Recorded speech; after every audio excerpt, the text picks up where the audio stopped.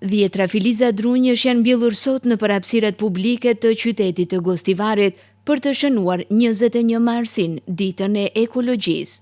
Aktiviteti vjen i vonuar për shkak të ditëve të zisë që kaloi tërvendi në nderim të viktimave të tragjedisë në Koçan. Kështu deklaroi kryetari i komunës së Gostivarit Valbon Limani, i cili mbulli një dru në parkun e madh të qytetit, aty ku filloi mbjellja e filizave të parë. Ai tha se fidanet janë donacion nga një mërgjimtar nga Zvicra, i cili në këtë formë dëshiron të lë gjurmë në vendlindje.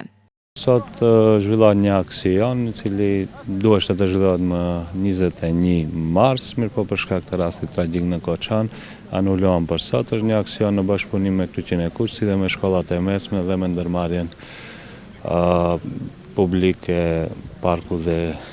Gjelbrimi, ku do të mbjellim diku afër 40 fidane, fidanet e cilat janë donacion nga një donator nga Zvicra. Ne do të ndalemi këtu edhe në periudhën që vjen do të vazhdojmë me mbjelljen e fidaneve në bashkëpunim me ndërmarrjen, me të vetmin qëllim që të rrisim hapësirat e gjelbërta dhe numrin e drumëve në komunën tonë.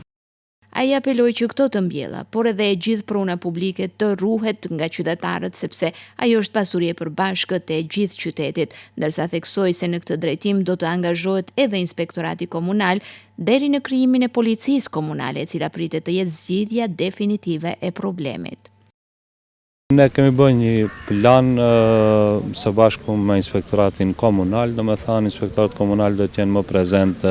në teren, do të shohim edhe ndryshimet të cilat duhet të vinë në ligjin për veçëverinë